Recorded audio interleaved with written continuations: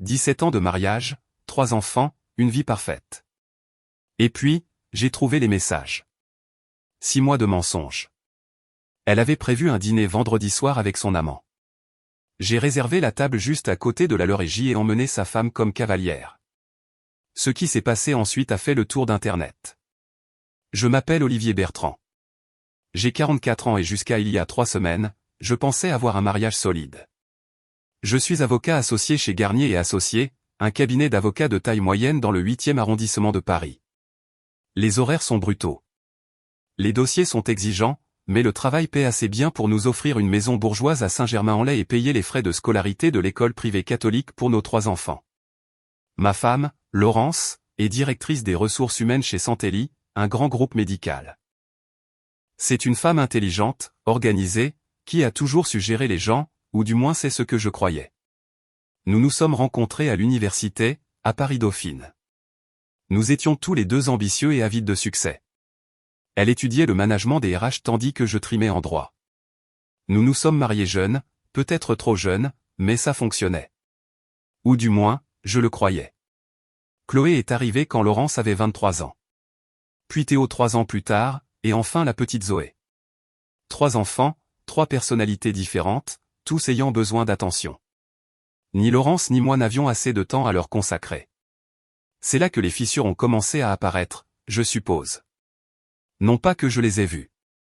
J'étais trop occupé à relire des contrats et des dépositions, à bâtir ma réputation comme le type qui ne perdait jamais un litige d'entreprise. Laurence s'est jetée dans sa carrière, elle aussi. Elle est passée de coordinatrice RH à directrice en moins d'une décennie. Nous étions un power couple. Les gens disaient que notre partenariat semblait parfait de l'extérieur. Le problème avec la perfection apparente, c'est qu'on arrête de vérifier si quelque chose ne pourrit pas en dessous. C'était un jeudi soir quand tout a basculé. Je venais de boucler un dossier énorme. 3 mois de journée de 18 heures qui ont finalement payé quand le jugement a été rendu en notre faveur au tribunal de commerce. Mon client est reparti avec un règlement à 7 chiffres. Et je suis reparti avec une prime d'associé qui couvrirait la première année d'études supérieures de Chloé, peu importe la grande école qu'elle choisirait.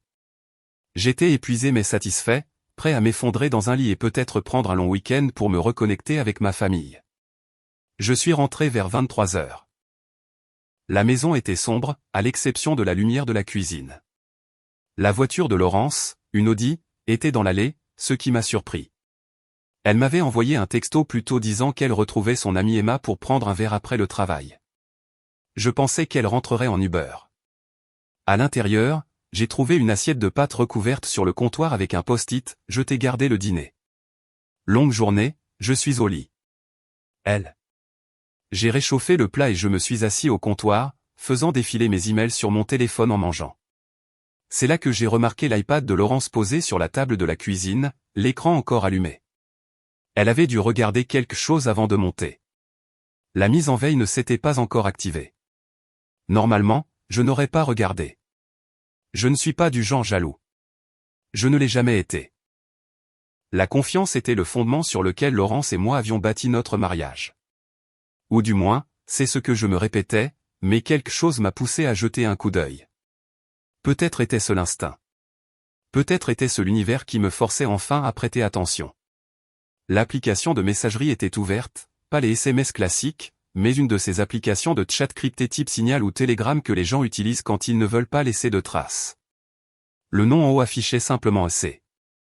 Juste une lettre. Rien de suspect à cela, n'est-ce pas? Sauf que le dernier message m'a glacé le sang, hâte d'être à vendredi. Même endroit. 20 heures, j'ai pensé à toi toute la journée.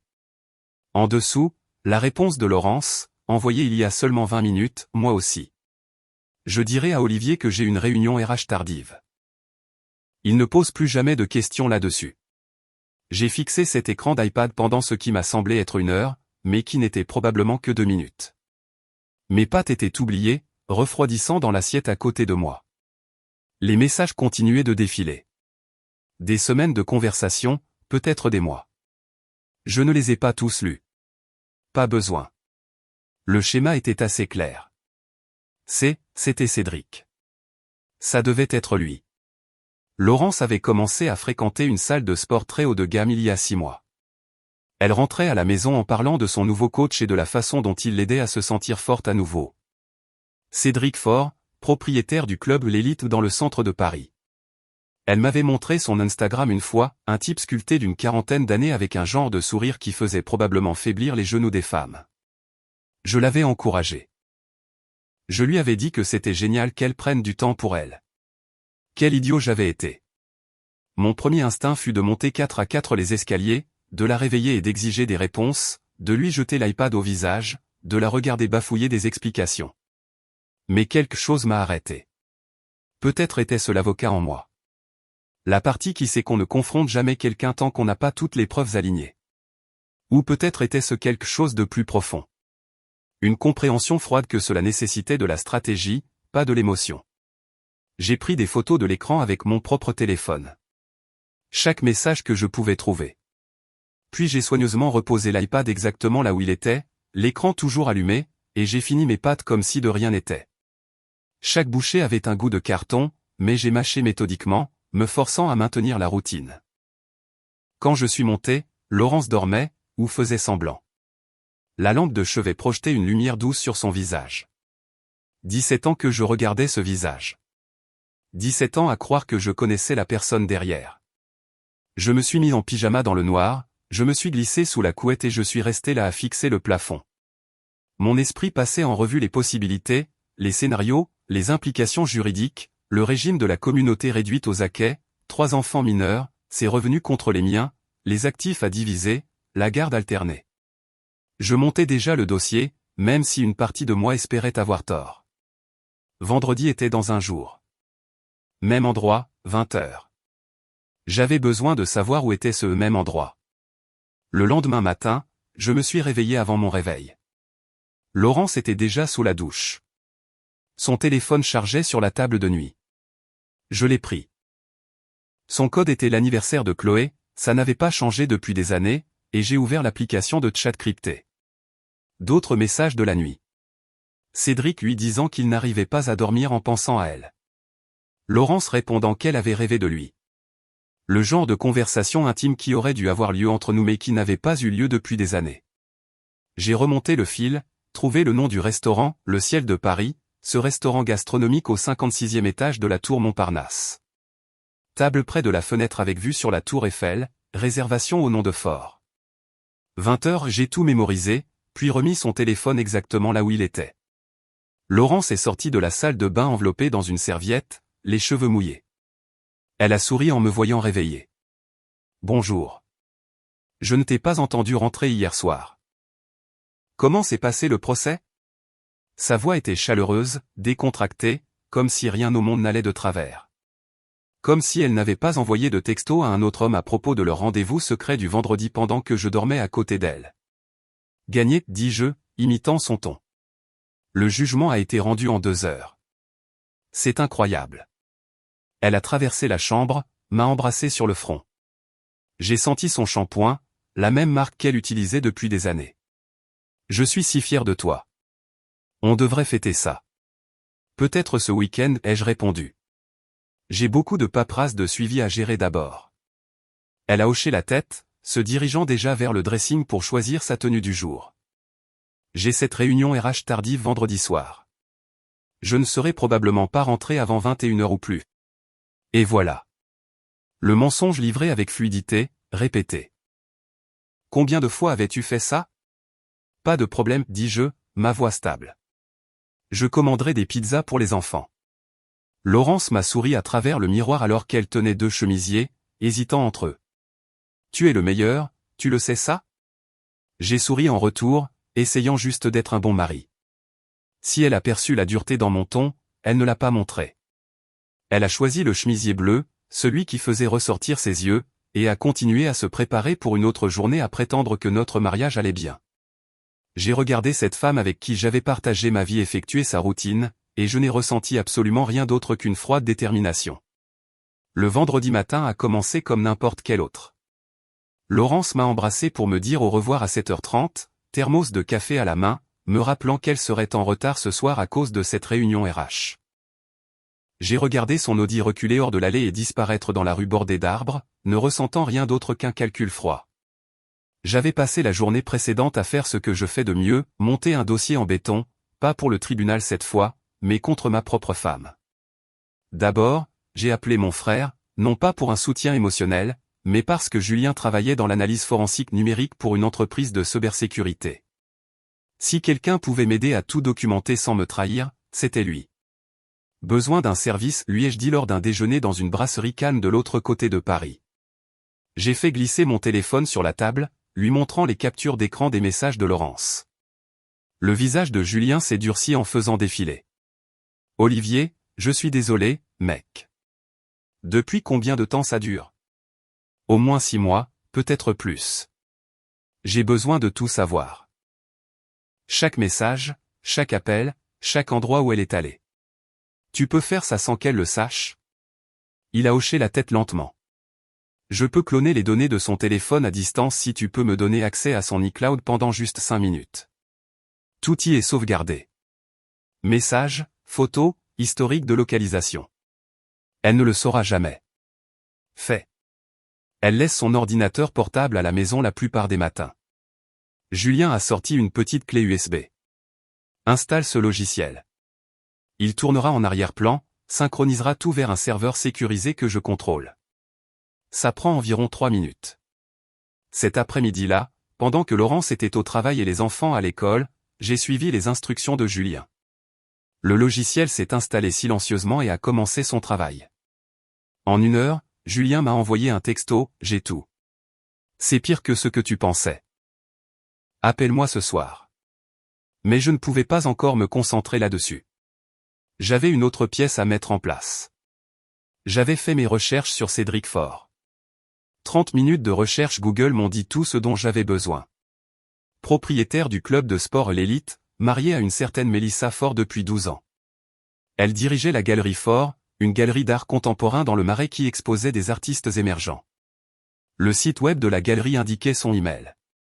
J'ai rédigé un message, l'ai effacé, en ai rédigé un autre. Comment dire à une parfaite inconnue que son mari couche avec votre femme ? Finalement, j'ai fait simple. Madame Faure, je m'appelle Olivier Bertrand. Je suis avocat à Paris et je dois discuter d'une affaire délicate impliquant votre mari et ma femme. Je crois que nous avons des intérêts communs qui nécessitent une conversation privée. Seriez-vous disponible pour nous rencontrer demain après-midi ? Je peux venir à votre galerie. Je l'ai envoyé avant de pouvoir douter de moi-même. Sa réponse est arrivée en 1 heure. Maître Bertrand, je serai à la galerie jusqu'à 17h demain. Venez à 16h. J'ai le sentiment de savoir de quoi il s'agit. Cette dernière ligne m'a tout dit. Elle soupçonnait déjà. Peut-être avait-elle trouvé des messages, elle aussi. Peut-être que Cédric avait déjà fait ça auparavant. Quoi qu'il en soit, je n'étais pas seul dans cette histoire. Le vendredi soir est arrivé. J'ai fait des spaghettis pour les enfants. Chloé a aidé pendant que Théo mettait la table et que Zoé coloriait sur le comptoir. Un dîner de famille normal, sauf qu'un parent manquait. Soi-disant à une réunion, mais en réalité se préparant pour un dîner romantique avec le mari de quelqu'un d'autre. Elle est tout maman déjà, a demandé Chloé en égouttant les pâtes. Réunion RH. Elle sera rentrée vers 21h30 ou 22h. Chloé m'a lancé un regard que je ne pouvais pas tout à fait déchiffrer. À 17 ans, elle remarquait plus de choses que je ne le pensais. Elle a beaucoup de réunions tardives ces derniers temps. J'ai croisé son regard. Oui, c'est vrai. Quelque chose est passé entre nous à ce moment-là. De la compréhension peut-être, ou du soupçon. Quoi qu'il en soit, Chloé n'a pas insisté. À 19h45, j'ai vérifié l'application de localisation que j'avais installée sur mon propre téléphone ce matin-là complètement légale puisque je paie la ligne téléphonique de Laurence via notre forfait familial. Le petit point la montrait à la tour Montparnasse, pas au bureau, pas dans une salle de réunion, mais au ciel de Paris, le restaurant du 56e étage. J'ai souri, la laissant profiter de sa soirée. Elle n'avait aucune idée de ce qui l'attendait. Le samedi après-midi précédent, je m'étais tenu devant la galerie Faure à 15h55, étudiant la galerie à travers les grandes vitrines. Des œuvres d'art moderne étaient accrochées au mur blanc. Des peintures abstraites, des sculptures en métal, de la photographie qui signifiait probablement quelque chose pour les initiés. Quelques clients flânaient à l'intérieur. Mélissa Fort se tenait derrière un bureau minimaliste près du fond, parlant avec un couple âgé. Même de l'extérieur, je pouvais voir pourquoi Cédric l'avait épousée. Grande, élégante, avec des cheveux noirs tirés en un chignon impeccable. Elle portait un pantalon noir et un chemisier en soie. Elle avait tout de la propriétaire de Galerie Prosper. J'ai poussé la porte. Un carillon doux a annoncé mon arrivée. Mélissa a levé les yeux et nos regards se sont croisés. Elle a su immédiatement qui j'étais. Le couple qu'elle aidait a pris congé, promettant de réfléchir à une sculpture particulière. Une fois partie, elle s'est approchée de moi d'un pas mesuré. Maître Bertrand. Olivier, s'il vous plaît. J'ai tendu la main. Elle l'a serrée fermement, sa poigne était forte. Mélissa. Venez dans mon bureau à l'arrière. Je l'ai suivie devant les œuvres exposées jusqu'à un petit bureau avec une table en verre et 2 chaises modernes. Elle a fermé la porte, m'a fait signe de m'asseoir, puis a pris la chaise en face de moi. Vous aviez raison, dit-elle avant que je puisse parler. Je sais de quoi il s'agit. Laurence Bertrand, DRH chez Santelli. Votre femme. J'ai cligné des yeux, surpris. Vous saviez. Je me doutais. J'ai trouvé des débits d'hôtel sur notre compte joint il y a 3 mois. Cédric a dit que c'était pour des réunions clients. Puis j'ai trouvé des SMS. Rien d'explicite, mais assez. Sa voix était contrôlée, professionnelle, mais je percevais la pointe de douleur en dessous. J'ai engagé un détective privé le mois dernier. Il a tout confirmé. Votre femme et mon mari se voient tous les vendredis depuis 6 mois. J'ai sorti mon téléphone, lui ai montré les captures d'écran que j'avais prises. Même histoire de mon côté. Je viens de le découvrir il y a 3 jours. Mélissa a étudié les messages. Sa mâchoire se serrait. Il se croit si malin. Application secrète, langage codé. Mais ce ne sont que des clichés. Le manuel du conjoint infidèle, mot pour mot. Hier soir, c'était censé être leur dîner au ciel de Paris. J'ai dit, je sais. Mon frère a récupéré les données. Mon détective les a photographiées là-bas.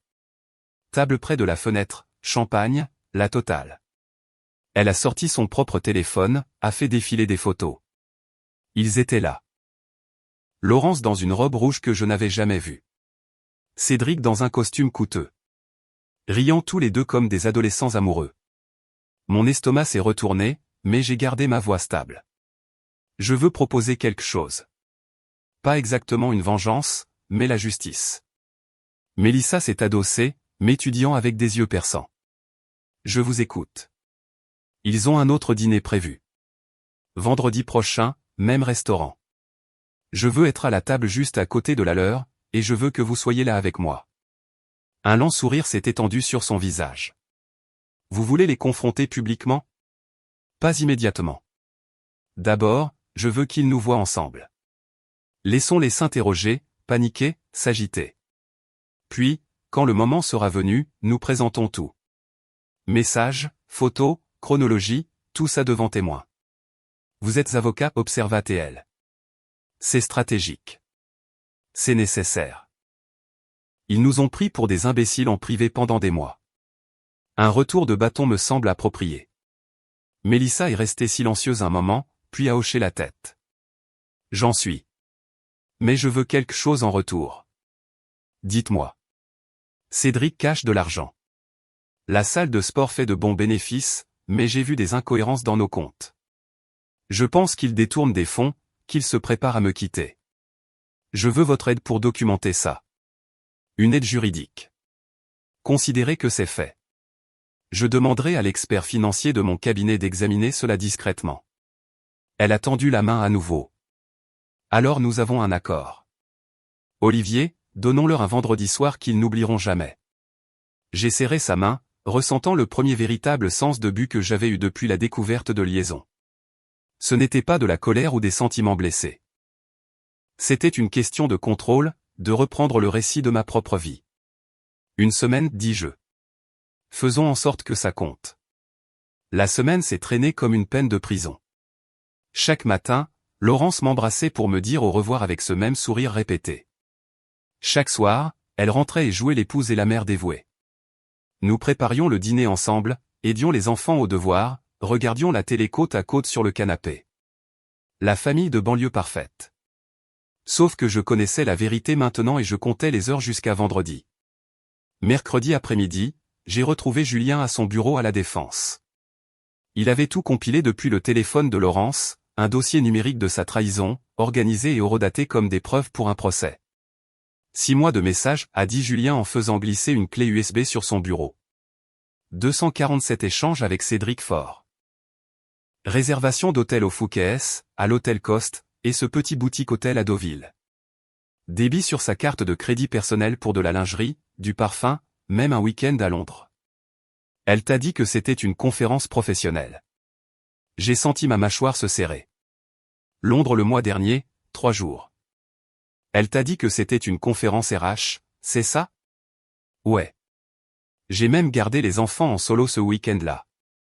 Je me souviens que Chloé demandait pourquoi maman ne pouvait pas faire d'appel vidéo si elle était juste à une conférence. J'ai inventé des excuses pour Laurence. J'ai dit à notre fille qu'elle était probablement occupée avec des sessions du soir. Il n'y avait pas de conférence, dit doucement Julien. Les registres de l'hôtel montrent que Cédric Faure s'est enregistré dans le même hôtel, même date, chambre communicante qui n'ont probablement pas été utilisées. J'ai fixé la clé USB. C'est suffisant pour qu'un avocat spécialisé en divorce s'en donne à cœur joie. Olivier, c'est suffisant pour 10 avocats. Julien s'est adossé à sa chaise. Qu'est-ce que tu vas faire? Vendredi soir, Laurence et Cédric ont un autre rendez-vous au Ciel de Paris. Je vais être à la table à côté de la leur avec Mélissa Faure. Les sourcils de Julien se sont levés. Tu es sérieux? Complètement. Laurence pense qu'elle a un dîner romantique avec son petit ami.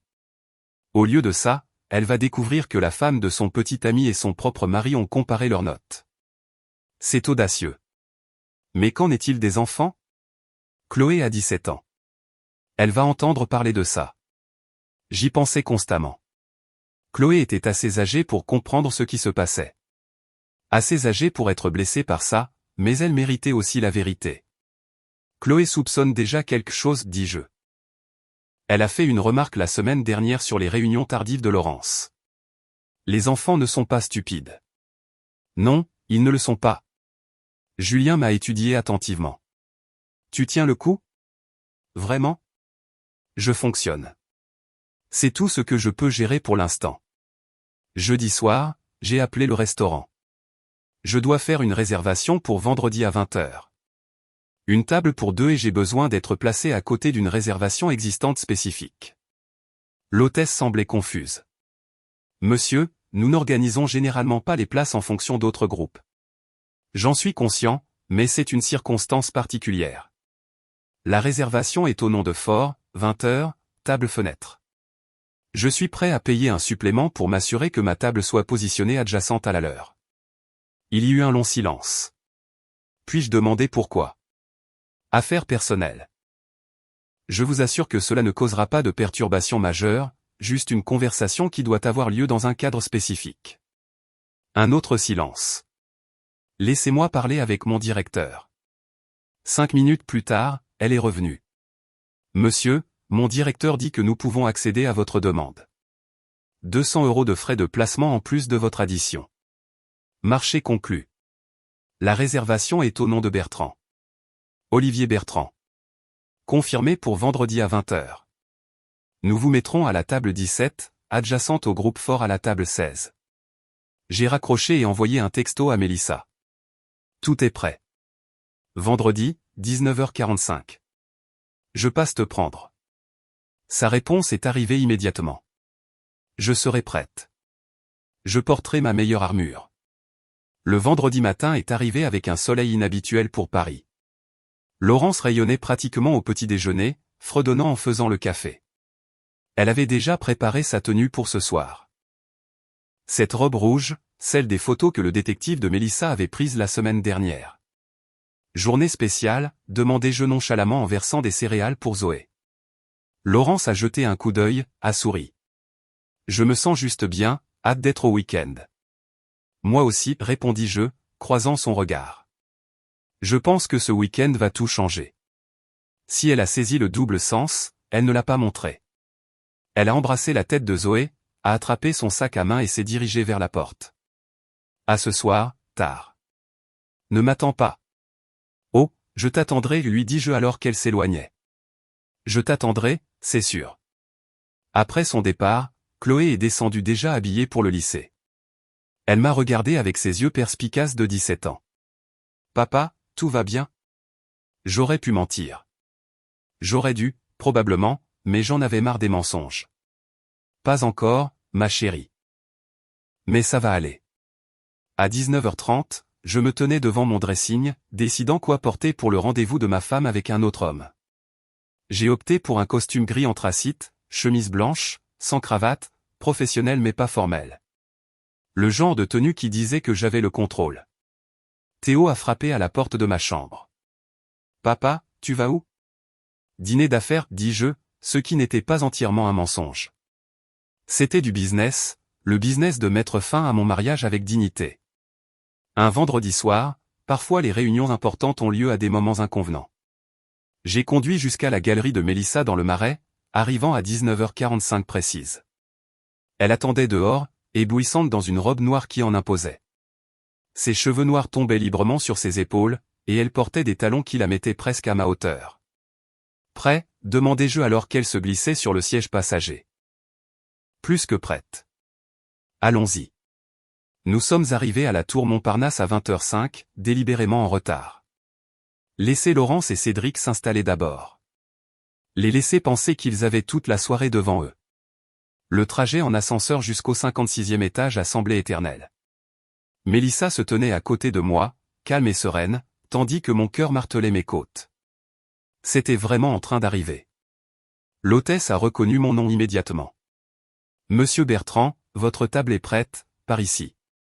Elle nous a conduits à travers le restaurant, passé le bar, vers les tables près des fenêtres avec leur vue spectaculaire sur Paris illuminé. Et ils étaient là, Laurence et Cédric à la table 16, tête rapprochée, riant de quelque chose. La main de Laurence reposait sur le bras de Cédric, intime, confortable, comme s'il faisait ça depuis toujours. L'hôtesse nous a guidés vers la table 17, littéralement à 1,2 m. Laurence m'a vu la première. Ses yeux se sont écarquillés, son visage se vidant de sa couleur si vite que j'ai cru qu'elle allait s'évanouir. Sa main s'est retirée brusquement du bras de Cédric comme si elle avait été brûlée. Cédric s'est tourné pour voir ce qui l'avait surprise, et son expression a égalé celle de Laurence. Pur choc. Puis il a vu Mélissa à côté de moi. Son choc s'est transformé en autre chose. De la peur, peut-être. Ou la réalisation que son mensonge soigneusement construit s'effondrait en temps réel. Olivier. La voix de Laurence est sortie comme un murmure étranglé. Quoi? Qu'est-ce que tu fais ici? J'ai tiré la chaise de Mélissa, attendu qu'elle s'assoie, puis j'ai pris ma propre place. Calme, contrôlé, chaque mouvement délibéré. Je dîne, dis-je plaisamment. Comme toi. Quelle coïncidence de te croiser ici. Je croyais que tu avais une réunion RH ce soir. La bouche de Laurence s'est ouverte et fermée. Aucun mot n'est sorti. Mélissa s'est penchée légèrement en avant, sa voix glaciale. Bonsoir, Cédric. Surpris de me voir? Mélissa, je peux expliquer, a commencé Cédric. Oh, je suis sûr que tu peux, l'interrompit Mélissa avec fluidité. Tu es très doué pour expliquer. Très créatif en fait. Bien que je doive dire que travailler tard avec des clients est un peu cliché, tu ne trouves pas? D'autres dîneurs commençaient à remarquer. Un couple à une table voisine avait arrêté de manger, regardant notre petit drame se dérouler. Laurence a retrouvé sa voix. Ce n'est pas ce que ça en a l'air. J'ai ri, j'ai vraiment ri, parce que ça ressemblait exactement à ce que c'était, un dîner romantique avec Cédric Faure, propriétaire du club L'Élite, qui se trouve être marié à Mélissa ici présente. Tu m'as dit que tu avais une réunion RH. Mais à moins que les réunions RH n'impliquent maintenant du champagne et de se tenir la main aux chandelles, je pense que tu confonds peut-être ce qui qualifie de travail. Comment as-tu, a commencé Laurence, puis elle s'est arrêtée. Le calcul dans ses yeux était presque visible. Elle essayait de comprendre ce que je savais, ce que je pouvais prouver. Comment je savais? J'ai sorti mon téléphone, l'ai posé sur la table entre nous. Parce que tu as laissé ton iPad déverrouillé la semaine dernière. Parce que j'ai suivi chaque message, chaque mensonge, chaque réservation d'hôtel depuis 10 jours. Et parce que Mélissa et moi avons comparé nos notes. Le visage de Cédric était passé du choc à la colère. Vous n'aviez aucun droit. J'avais tous les droits, dis-je, ma voix se durcissant. C'est ma femme. Tu as une liaison avec ma femme. J'ai tous les droits du monde de connaître la vérité. La serveuse s'est approchée de notre table, sentant clairement la tension, mais professionnellement obligée de faire son travail. Bonsoir. Puis-je commencer par des apéritifs? En fait, dit Mélissa, sa voix tranchant à travers la gêne, je pense que nous sommes prêts à commander. Nous ne resterons pas longtemps. La serveuse a hoché la tête rapidement et s'est retirée. Les yeux de Laurence se remplissaient de larmes. Olivier, s'il te plaît. On peut en parler en privé. En privé? Je me suis adossé à ma chaise. Comme toi et Cédric avaient parlé en privé depuis 6 mois. Non, Laurence, on en a fini avec le privé. Cette conversation a lieu ici, maintenant, avec des témoins. La serveuse est revenue avec des verres d'eau, ses mains tremblant légèrement en les posant. La tension à nos tables était assez épaisse pour être coupée au couteau. D'autres clients avaient arrêté de faire semblant de ne pas regarder. C'était meilleur que n'importe quel divertissement du vendredi soir. Les larmes de Laurence coulaient librement maintenant, le mascara traçant des sillons sur ses joues. Olivier, s'il te plaît, on peut aller quelque part de privé et parler de ça comme des adultes. Comme des adultes? J'ai gardé ma voix égale, contrôlée. Les adultes ne mentent pas à leur conjoint pendant 6 mois. Les adultes ne manigancent pas dans le dos de leur partenaire. Tu veux parler comme des adultes? Bien. Commençons par la vérité. J'ai sorti le dossier que je gardais dans ma veste. À l'intérieur se trouvaient des captures d'écran imprimées, des reçus d'hôtel, des relevés de cartes de crédit, tout ce que Julien avait compilé pour moi. 14 février, dis-je en faisant glisser le premier reçu sur la table. Il a atterri au milieu de la nappe blanche, accablant de clarté. Saint-Valentin. Tu m'as dit que tu devais travailler tard sur cette revue de conformité régionale. Au lieu de cela, tu t'es enregistré au Fouquet's avec Cédric. Chambre 847. Dîner et champagne débité sur ta carte personnelle. Laurence a fixé le reçu comme si c'était un serpent. Comment as-tu? 21 au 23 mars? Cette conférence RH à Londres que tu ne pouvais absolument pas manquer. Sauf qu'il n'y avait pas de conférence. J'ai fait glisser un autre jeu de papier. Les registres de l'hôtel montrent que Cédric Force est enregistré dans le même hôtel, chambre communicante. Tu as passé 3 jours avec lui pendant que je gérais 3 enfants en solo. Mélissa s'est penchée en avant, ajoutant sa propre documentation à la pile. Et parlons de l'argent, voulez-vous? 47 000 € virés du compte professionnel de ton club vers un compte personnel au Caïman au cours des 8 derniers mois. Tu comptais t'enfuir avec lui, Cédric, ou tu volais juste ton entreprise? L'attitude confiante de Cédric s'est brisée. Ce sont des informations financières confidentielles. Vous ne pouvez pas. Je peux quand mon expert comptable trouve des preuves de fraude, dit froidement Mélissa. J'ai déjà tout transmis au fisc et au procureur de la République. Ils sont très intéressés par ta comptabilité créative. Laurence s'est tournée vers Cédric, sa voix montant. Tu m'as dit que tu investissais dans l'agrandissement de la salle. Tu as dit que cet argent était pour de nouveaux équipements. Donc il t'a menti à toi aussi. J'ai observé, ça fait quoi, Laurence? D'être du côté de la duperie? Un homme à la table voisine a en fait applaudi. Sa femme l'a fait taire, mais elle souriait. Cédric s'est levé brusquement, sa chaise raclant contre le sol. Je n'ai pas à rester assis là à écouter ça. Assieds-toi, dit Mélissa, sa voix coupant comme une lame. Ou j'appelle la sécurité et je te fais escorter dehors. Ton choix. Cédric s'est assis. Le combat l'avait complètement quitté. Je me suis tourné vers Laurence, sortant mon téléphone. Mais ma pièce à conviction préférée est celle-ci. Tes messages à Cédric d'il y a 2 jours. J'ai lu à haute voix depuis l'écran, Olivier est tellement concentré sur le travail qu'il remarque à peine que j'existe. Il est comme un robot. Prévisible, ennuyeux, faisant toujours ce qu'il faut. J'ai besoin de quelqu'un qui me fasse me sentir vivante. Le visage de Laurence est devenu cramoisi. C'était privé. Rien n'est privé quand tu trompes ton conjoint, ai-je répondu. Tu veux savoir ce qui est drôle? Pendant que tu te plaignais de combien je suis ennuyeux et prévisible, je travaillais 80 heures par semaine pour payer notre maison, les écoles privées de nos enfants, ta voiture. Tout ce dont tu profites, je l'ai fourni, et c'est comme ça que tu me rembourses. Je ne t'ai jamais demandé de travailler autant, dit-elle faiblement.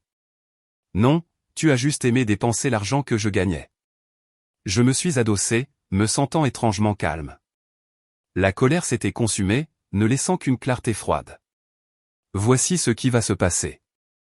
Lundi matin, mon avocat dépose la demande de divorce. Tu recevras une assignation. Je demande la résidence principale de Chloé, Théo et Zoé. Tu ne peux pas me prendre mes enfants. Je ne les prends pas. Tu les as abandonnés quand tu as choisi de détruire notre famille. J'ai fait un geste vers la pile de preuves. N'importe quel juge aux affaires familiales qui verra ça comprendra pourquoi les enfants ont besoin de stabilité, pas d'une mère qui leur ment depuis des mois. Mélissa s'est levée, rassemblant ses affaires. Je pense que nous avons fini ici. Olivier, merci pour ce soir. C'était instructif. Je me suis levé aussi, laissant un billet de 100 € sur la table. Ça devrait couvrir notre eau. Laurence, je te verrai à la maison. Éventuellement. Prends ton temps. Alors que Mélissa et moi nous éloignons, j'ai entendu Laurence sangloter derrière nous, un son brut et brisé. Cédric essayait de la calmer, sa voix basse et urgente. D'autres clients nous regardaient partir avec un mélange de choc et de fascination. Dans l'ascenseur, Mélissa s'est tournée vers moi. Comment tu te sens? Comme si je venais d'opérer sans anesthésie, ai-je admis. Nécessaire mais brutal. Il le méritait. Peut-être. Mais nos enfants ne méritaient rien de tout ça. Les portes de l'ascenseur se sont ouvertes sur le parking et nous sommes sortis dans la nuit fraîche parisienne. Je ne suis pas rentré tout de suite. Après avoir déposé Mélissa à sa galerie, j'ai conduit sans but dans Paris, regardant les lumières de la ville défiler. Mon téléphone vibrait constamment. Des SMS de Laurence que je n'ai pas lus. Une messagerie vocale que je n'ai pas écoutée. Quoi qu'elle ait à dire, ça pouvait attendre. À minuit, je suis enfin entré dans notre allée à Saint-Germain. La voiture de Laurence n'était pas encore là. La maison était sombre sauf pour la lumière de la chambre de Chloé. Bien sûr, elle était encore réveillée. Les ados de 17 ans ne dorment jamais. Je suis entré, j'ai trouvé Chloé assise sur le canapé du salon avec son ordinateur portable, soi-disant en train de faire ses devoirs, mais ses yeux étaient rouges et des mouchoirs jonchaient la table basse. Elle a levé les yeux quand je suis entré. Quelqu'un a posté une vidéo du restaurant en ligne. C'est partout. Une de mes amies m'a envoyé le lien. Je me suis assis à côté d'elle, soudainement épuisé. Je suis désolé que tu l'aies appris comme ça. Depuis combien de temps tu sais pour maman et ce type? 2 semaines, depuis que j'ai trouvé des messages sur son iPad. La voix de Chloé s'est brisée. Pourquoi tu ne m'as rien dit? Parce que tu as 17 ans. Tu ne devrais pas avoir à gérer les problèmes de tes parents. Je savais déjà que quelque chose clochait, dit-elle doucement. Maman était différente depuis des mois. Toujours sur son téléphone, toujours distraite. Je pensais qu'elle était peut-être stressée au travail. Je ne pensais pas. Elle n'a pas pu finir sa phrase. J'ai passé mon bras autour de ses épaules. Elle s'est appuyée contre moi et je l'ai sentie trembler de larmes silencieuses. C'est de ma faute, a-t-elle chuchoté. J'ai fait quelque chose de mal? Chloé, regarde-moi. J'ai attendu qu'elle croise mon regard. Rien de tout cela n'est de ta faute. Pas la tienne. Pas celle de Théo. Pas celle de Zoé. Les adultes font leur propre choix. Ta mère a fait les siens, et maintenant nous devons tous gérer les conséquences. Vous allez divorcer? Oui. Elle a hoché la tête, essuyant ses yeux. Tant mieux. Ce qu'elle a fait est horrible. Tu mérites mieux. La porte d'entrée s'est ouverte. Laurence se tenait dans l'entrée, toujours dans cette robe rouge, son maquillage complètement détruit par les larmes. Elle nous a vus sur le canapé et s'est figée. Chloé, ma chérie, a-t-elle commencé? Non, a dit Chloé en se levant. Ne m'appelle pas ma chérie. Tu nous as menti à tous. C'est compliqué. Ce n'est pas compliqué. La voix de Chloé est montée dans les aigus. Tu as trompé papa. Tu as menti sur l'endroit où tu allais. Tu l'as fait passer pour un idiot devant tout Paris. Chloé, s'il te plaît. Je ne veux rien entendre. Chloé a attrapé son ordinateur portable et s'est dirigée vers les escaliers. Je reste avec papa. Où qu'il aille, je vais. Elle a disparu à l'étage, la porte de sa chambre claquant derrière elle. Laurence s'est tournée vers moi, les larmes coulant à nouveau. Olivier, il faut qu'on parle, maintenant. Tu veux parler? Où était ce désir de communication il y a 6 mois? J'ai fait une erreur. Tu as fait un choix, ai-je corrigé? Des choix multiples. Des centaines, en fait. Chaque SMS, chaque chambre d'hôtel, chaque mensonge. Tous des choix. Elle s'est effondrée dans le fauteuil en face de moi, paraissant plus petite, comme vaincue. Je ne sais pas ce qui s'est passé. Les choses entre nous sont devenues si distantes. Tu travaillais tout le temps. J'étais toujours stressé.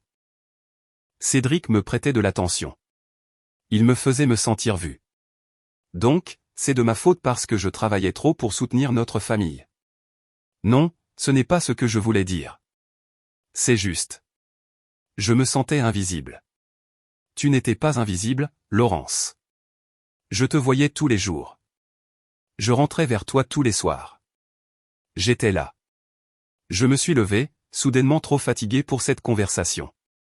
Mais apparemment, ce n'était pas assez. Je n'étais pas assez excitant, assez attentif, assez quoi que ce soit. Alors tu as trouvé quelqu'un qui l'était. Où est-ce qu'on va maintenant? Au bureau de mon avocat lundi à 9h. On fait ça de manière civilisée avec des avocats. Tu auras ce qui est juste financièrement, mais je garde la résidence principale des enfants. Tu ne peux pas me prendre mes enfants. Je peux et je le ferai.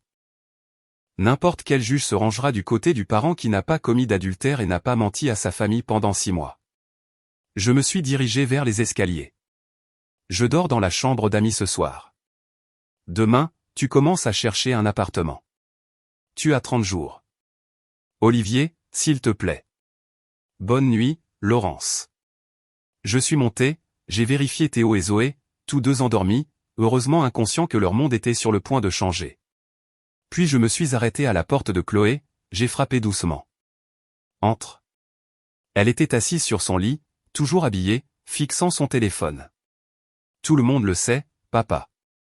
C'est partout sur les réseaux sociaux. Quelqu'un a enregistré une vidéo au restaurant. Mon cœur s'est serré. Je suis désolé. Ne le sois pas, maman le mérite. Elle a posé son téléphone, paraissant plus âgée que ses 17 ans. Est-ce qu'on va s'en sortir? Oui. Ce ne sera pas facile, mais on s'en sortira ensemble. Toi, moi, Théo et Zoé. On est une famille, quoi qu'il arrive. Elle m'a serré dans ses bras alors, férocement. Je t'aime, papa. Je t'aime aussi, ma chérie. 3 mois après ce vendredi soir au ciel de Paris, j'étais assis dans une salle de conférence de mon cabinet avec mon avocate spécialisée en divorce, maître Rebecca Schultz, passant en revue le règlement final. Laurence était assise en face de nous avec son propre avocat, paraissant plus mince et plus âgée que dans mes souvenirs. La liaison avait eu des conséquences sur nous deux, mais elle avait pris le plus gros coup. La vidéo du restaurant était devenue virale. 8 millions de vues sur TikTok, reprise par des médias en ligne, et même mentionnée dans une émission matinale sur l'infidélité. Laurence était devenue la trompeuse la plus célèbre de la région parisienne. Elle avait perdu son poste chez Santelli 2 semaines après la confrontation, quand les RH ont décidé que sa présence nuisait au moral de l'entreprise et à l'image de marque. La situation de Cédric était encore pire. L'enquête du fisc avait découvert 73 000 € de revenus non déclarés et de fraude à la TVA. Il avait plaidé coupable pour éviter une peine de prison ferme, mais il avait perdu son club de sport dans la liquidation judiciaire. Mélissa avait tout pris, le club, leur maison, ses comptes d'épargne. Aux dernières nouvelles, il travaillait comme coach personnel dans une chaîne de sport Le Coste à Créteil, vivant dans un studio. Monsieur Bertrand, dit Rebecca, me ramenant au présent. Les termes sont favorables. Madame Bertrand accepte l'autorité parentale conjointe avec résidence principale chez vous. Elle obtient un droit de visite et d'hébergement un week-end sur 2 et les mercredis soirs. La voix de Laurence était à peine un murmure. Je veux plus de temps avec mes enfants. Alors vous n'auriez pas dû tromper leur père, dit Rebecca sèchement. Le juge a examiné les preuves. Vous avez de la chance d'avoir ce droit de visite. La maison, comme demandé, reste à votre nom. Madame Bertrand reçoit 38% des acquets, ce qui revient à environ 215 000 €. Elle renonce à toute prétention sur vos parts d'associés dans le cabinet. Laurence a signé les papiers d'une main tremblante. Quand ce fut fait, son avocat a rassemblé les documents et est parti rapidement. Laurence est restée assise, fixant la table. « On peut parler ?» demanda-t-elle doucement. « Juste une minute. » Rebecca m'a regardé. J'ai hoché la tête et elle est sortie, fermant la porte derrière elle. « Je suis désolé, a dit Laurence. Je sais que ça ne répare rien, mais j'ai besoin que tu saches que je regrette. J'apprécie, mais désolé et n'efface pas 6 mois de mensonges. Je sais. Elle a essuyé ses yeux. Chloé ne veut pas me parler. Elle raccroche quand j'appelle. Théo est à peine poli. Même Zoé semble en colère. Tu as brisé leur confiance. Ça prend du temps à reconstruire. Est-ce qu'ils me pardonneront un jour? Je ne sais pas. C'est entre toi et eux. Je me suis levé, prêt à partir. Mais je ne les montrerai pas contre toi. Si c'est ce qui t'inquiète. Ils se feront leur propre opinion. Merci pour ça au moins. À la porte, j'ai marqué une pause. Laurence, j'espère que tu as trouvé ce que tu cherchais. Quoi que ce fût qui t'a fait faire sauter notre famille. J'espère que ça en valait la peine. Je l'ai laissée assise là, seule. Dehors, Chloé m'attendait dans la voiture. Elle avait insisté pour venir. Elle disait vouloir voir que c'était finalisé. À 17 ans, elle était assez mature pour comprendre ce que signifiait un divorce. C'est fait, a-t-elle demandé alors que je glissais sur le siège conducteur. C'est fait. Bien. Elle a regardé par la fenêtre. Maman m'a encore envoyé un texto, demandant si on pouvait déjeuner ensemble ce week-end. Tu veux y aller? Pas vraiment, mais peut-être que je devrais. C'est quand même ma mère. Même si c'est une personne horrible. Ce n'est pas une personne horrible. Elle a fait des choix horribles. Il y a une différence. Chloé m'a regardé avec ses yeux sages au-delà de ses années. Tu es trop gentil, papa. Après ce qu'elle a fait, je ne lui pardonnerai jamais. Tu pourrais te surprendre. Le pardon n'est pas pour elle. C'est pour toi. S'accrocher à la colère ne fait de mal qu'à toi. Nous sommes rentrés à la maison dans un silence confortable. Théo et Zoé étaient là quand nous sommes arrivés. Tous deux faisaient leurs devoirs sur la table de la cuisine. Un vendredi après-midi normal, sauf que Laurence n'était pas là pour préparer le dîner. C'était mon travail maintenant. Pizza ou sushi, ai-je demandé. Pizza, a crié Zoé. Théo a juste hoché la tête. En attendant la livraison, j'ai regardé mes 3 enfants. Chloé est dans Zoé avec ses maths. Théo sur son ordinateur portable, jouant probablement au lieu de faire ses devoirs. Notre famille semblait différente maintenant. Plus petite, mais nous étions toujours une famille. Mon téléphone a vibré. Un texto de Mélissa Faure. Divorce prononcé aujourd'hui. Nouveau départ. Merci pour tout. J'ai répondu, pareil ici. Bonne chance avec le nouvel emplacement de la galerie. Elle avait avancé plus vite que moi, avait déjà ouvert un 2e espace d'exposition et sortait avec quelqu'un de nouveau, un architecte rencontré lors d'un vernissage. J'étais heureux pour elle. Au moins l'un de nous retrouvait son équilibre. 9 mois plus tard, je me tenais dans le jardin en regardant Théo et Zoé se courir après sur la pelouse tandis que Chloé était assise sur les marches de la terrasse, envoyant des textos à ses amis. Le printemps était enfin arrivé en région parisienne, apportant avec lui un soleil et une chaleur qui semblaient symboliques. La vie avait trouvé un nouveau rythme. Les enfants s'étaient adaptés mieux que je ne l'avais espéré. Théo avait encore des problèmes de colère, se bagarrant parfois à l'école, mais son psychologue disait que c'était normal pour un enfant qui traite un divorce. Zoé pleurait parfois la nuit, la façon dont les choses étaient avant lui manquait. Chloé était devenue ma copilote, aidant avec les dîners et les devoirs, grandissant plus vite que je ne l'aurais souhaité. Laurence les voyait un week-end sur 2. Les visites étaient gênantes au début, mais peu à peu, ils avaient trouvé une nouvelle normalité. Elle avait déménagé dans un petit appartement à Versailles, pris un poste de consultante RH, gagnant la moitié de ce qu'elle gagnait auparavant. Sa relation avec Cédric avait implosé 3 semaines après la confrontation au restaurant. Il s'avère que leur romance n'a pas survécu à la réalité. Elle s'était excusée auprès des enfants à plusieurs reprises. Chloé l'avait accepté à contre-cœur. Théo refusait toujours de lui en parler. Zoé lui avait pardonné presque immédiatement, comme le font les enfants de 9 ans. Mon téléphone a sonné. Numéro inconnu. Olivier Bertrand? Oui.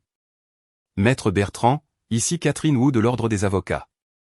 Je vous appelle concernant la déclaration de témoin de moralité que vous avez fournie pour le procès civil de Mélissa Faure contre Cédric Faure. Oui, je m'en souviens. Y a-t-il un problème? Aucun problème. L'affaire a été réglée ce matin. Madame Faure a reçu restitution complète plus dommages et intérêts. Je voulais vous remercier pour votre témoignage. Ravi d'avoir pu aider. Après avoir raccroché, j'ai ressenti un sentiment de clôture. Mélissa avait obtenu justice. Cédric avait payé pour sa fraude. Le système judiciaire avait réellement fonctionné pour une fois. Chloé est venue s'asseoir dans l'herbe à côté de moi. Papa, je peux te demander quelque chose? Toujours. Tu penses que tu sortiras avec quelqu'un un jour? Jean, trouver quelqu'un de nouveau. J'ai considéré la question. Peut-être, un jour. Pas dans l'immédiat. Bien. On n'est pas encore prêt pour une belle-mère. C'est noté. Elle a arraché un brin d'herbe. J'ai vu maman hier. Elle a l'air triste. J'imagine qu'elle l'est. Tu l'aimes toujours? J'y ai réfléchi attentivement. J'aime la personne que je pensais qu'elle était. La personne qu'elle s'est avérée être en réalité? Non. Cette personne nous a fait trop de mal. Ça se tient. Chloé a posé sa tête sur mon épaule. Je suis contente qu'on soit resté avec toi. Moi aussi, ma puce. Théo est arrivé en courant, hors d'haleine. Papa, on peut aller taper des balles au tennis demain? Le coach dit que je dois travailler mon revers. Bien sûr. 9 heures. Parfait. Il est reparti en courant, plein de l'énergie d'un garçon de 10 ans. Je l'ai regardé partir, pensant à la résilience des enfants. Ils avaient traversé l'enfer, mais ils rebondissaient. Mon téléphone a vibré à nouveau. Un texto de mon frère Julien. Barbecue ce soir à la maison. Amène l'équipe. J'ai regardé mes 3 enfants et la maison que nous avions bâtie sur les ruines de la trahison. Nous avions survécu. Plus que cela, nous prospérions. Qui veut aller voir oncle Julien ce soir, ai-je lancé. 3 réponses enthousiastes.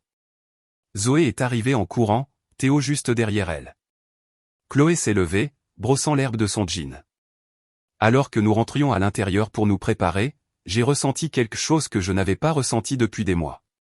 Pas exactement du bonheur, mais du contentement, de la paix. L'avenir s'étendait devant nous. Incertain, mais plein de possibilités. J'avais mes enfants, ma carrière, mon intégrité intacte. Laurence avait fait ses choix. J'avais fait les miens. Et j'avais choisi d'être le genre d'homme que mes enfants pouvaient respecter. Le genre de père qui leur montrait que la dignité et l'honnêteté comptaient plus que la vengeance ou l'amertume. Ce soir-là, alors que nous étions assis dans le jardin de Julien avec des burgers et des rires, Théo a demandé de nulle part, « Papa, tu es heureux ?» J'ai regardé mon frère et mes 3 enfants, la vie que nous avions reconstruite à partir de morceaux brisés. Oui, bonhomme. Je le suis. Et je le pensais vraiment.